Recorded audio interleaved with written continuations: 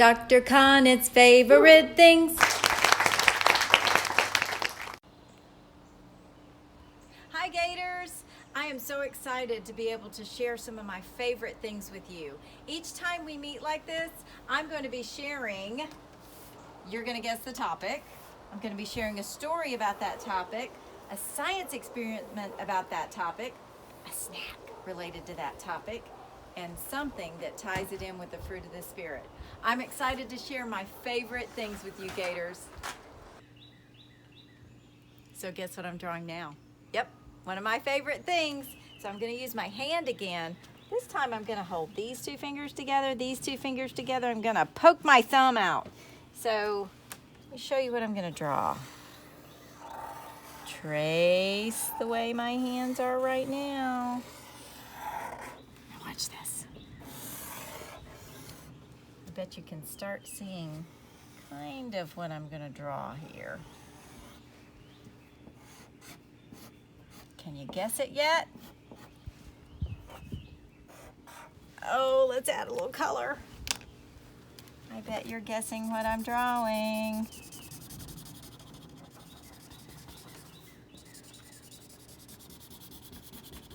You guessed it. It's a bird. And I'm not going to just talk about birds today. A bird is an animal. And if you know Dr. Connett, you know that I love animals. So these are two of my favorite animals. This is Joe, G.I. Joe, the German Shepherd. And this little guy who's waiting to see what I have in my pocket is Jack. Jack is a puggle. His dad was a pug and his mom was a beagle. And so when they had him as a puppy, he is a puggle.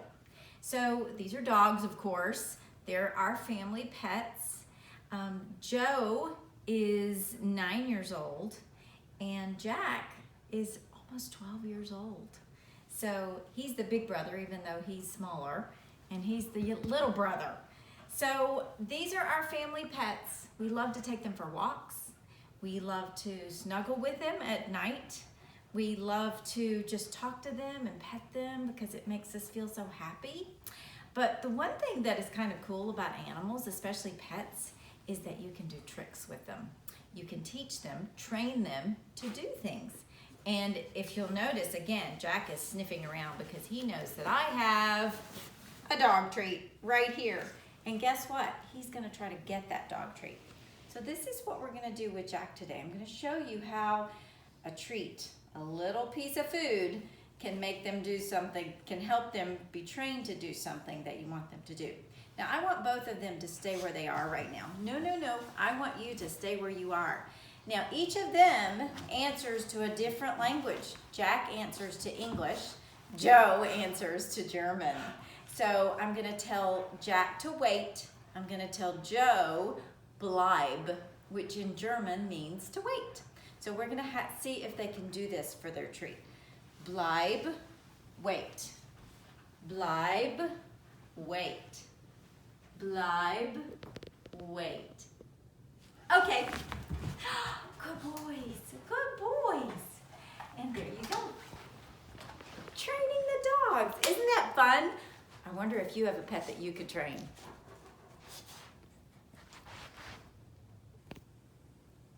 Now, my favorite story about an animal is this one, and it is called The Wonky Donkey. The Wonky Donkey's author is Craig Smith. The illustrator, the person who made the pictures, is Katz Cowley. The Wonky Donkey. I was walking down the road and I saw a donkey, hee-haw, and he only had 3 legs. He was a wonky donkey. I was walking down the road and I saw a donkey, hee-haw. He only had 3 legs and 1 eye.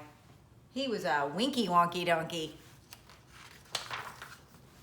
I was walking down the road and I saw a donkey, hee-haw, He only had 3 legs, 1 eye, and he liked to listen to country music. Yee-haw! He was a honky-tonky, winky-wonky donkey. I was walking down the road and I saw a donkey. Hee-haw! He only had 3 legs, 1 eye. He liked to listen to country music, and he was quite tall and slim.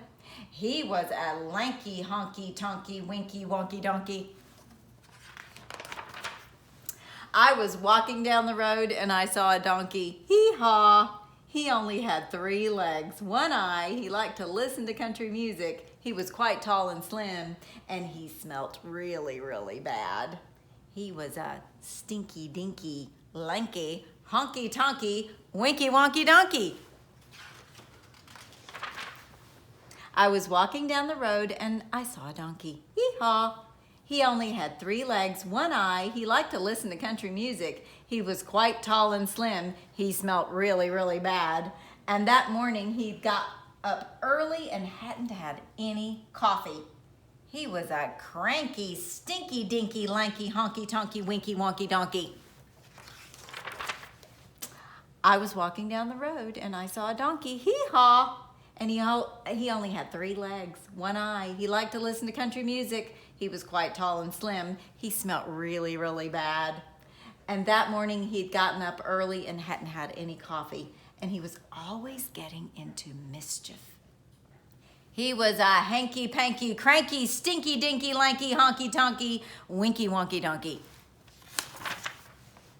I was walking down the road and I saw a donkey. Hee-haw! He only had 3 legs, 1 eye. He liked to listen to country music. He was quite tall and slim. He smelt really, really bad.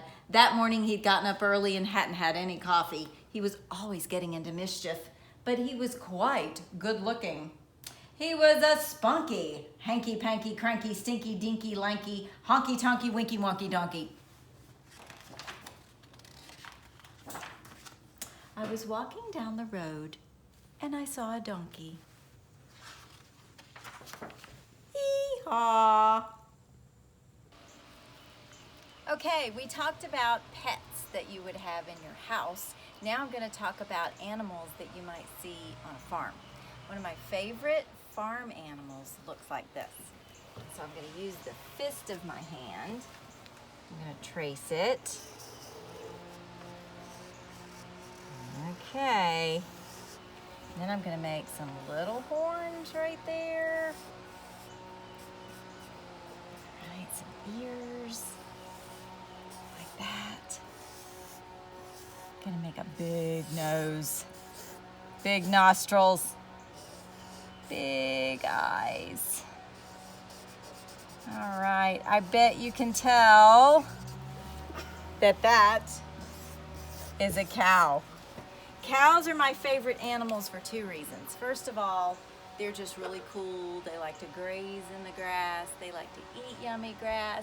They get to hang out in the pasture in the sun all day. But also, cows give me one of my favorite things to drink. They give us milk. So cows' bodies help produce the milk.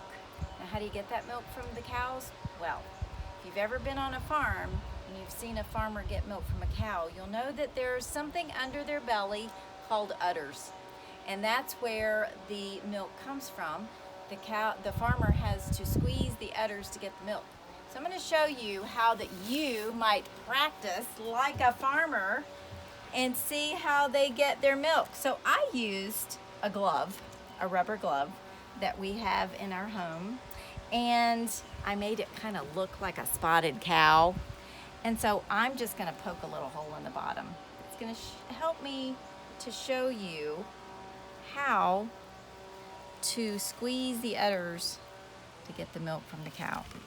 So it's starting to flow, but if I squeeze, you can certainly see all the milk coming out of just like the cow's udders. And the harder that I squeeze it, the faster and the more milk comes out. So this is how the milk comes out from a cow's udders. It's utterly amazing. Can you believe it? How fun is that? You can make your own cow udders and practice as if you were milking a cow. Now there's something I bet you haven't done at home during this time when your family is just hanging out. Why don't you guys make your own cow udders and have a glass of milk? Okay, now it's time for our animal snack. We talked about pets, we talked about cows and milk. Well, milk made me think of yogurt. So for our snack today, I'm going to use yogurt, and we're going to make a snack that looks like another animal. I am going to take some yogurt and put it right there. Kind of spread it out a little bit. Then I'm going to take some strawberries, and I'm going to hold the strawberry like that. I'm going to cut that side off. Then I'm going to slice some more slices just like that. I'll take the top off so that we don't have to deal with that green. Slice some more slices. I think I've got enough slices now. So I'm going to use 2 of these slices to look like, that's right, eyes. We're going to use raisins to give them eyeballs. Then I'm going to use one of these slices. Ooh, that's a big nose.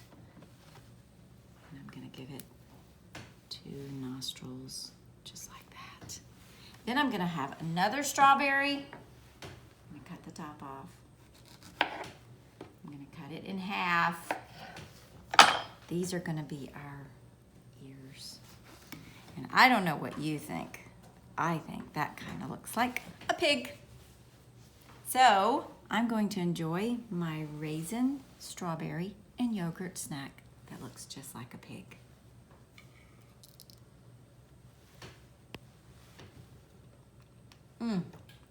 So good and so healthy. Okay, so we've learned a little bit about animals today. We've learned about pets.